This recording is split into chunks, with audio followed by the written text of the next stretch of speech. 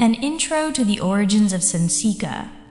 In ancient times, the indigenous magical inhabitants of Sencika were known as the Sensura.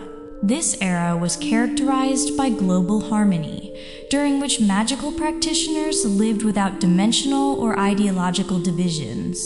Sencika existed as a unified world within a single dimension, where non-magical populations coexisted alongside the Sensura, much as they do in the present day. This stability began to erode upon the emergence of a dissident faction seeking absolute dominion over magic. This group was established by Banito Clazzoni, a prominent ancestor of the Clazzoni family.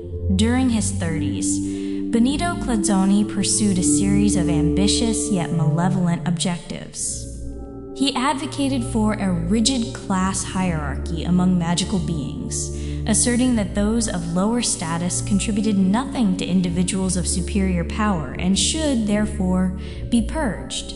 This ideology catalyzed the formation of an elite collective known as the Order of the Purple Stone. At that time, magical abilities were manifested through stone-like teeth. The Order systematically targeted lower-class individuals to forcibly extract these gemstones, subjecting their victims to torture and execution. In response to these atrocities, the Marble Society was founded. The Marble Society was established by a young man named Pedro, whose surname remains unrecorded. While initially intended as a clandestine organization to protect against the Order of the Purple Stone, it eventually evolved into a primary governing authority for the magical community. This leadership continued until Pedro was assassinated by the Order, shortly after he had designated Amideo Felducci as his successor. Following the assassination, the Order of the Purple Stone rapidly expanded its influence. Conflict peaked when Banito confronted the Marble Society within an ancient, magically protected forest.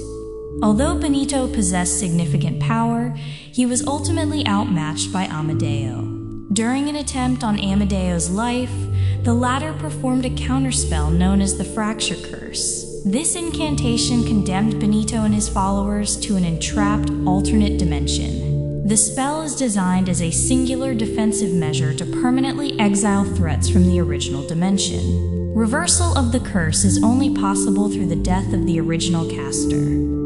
Currently, transit between these dimensions is restricted to a unique portal located within the ancient magical woods, now referred to as the Transition Forest.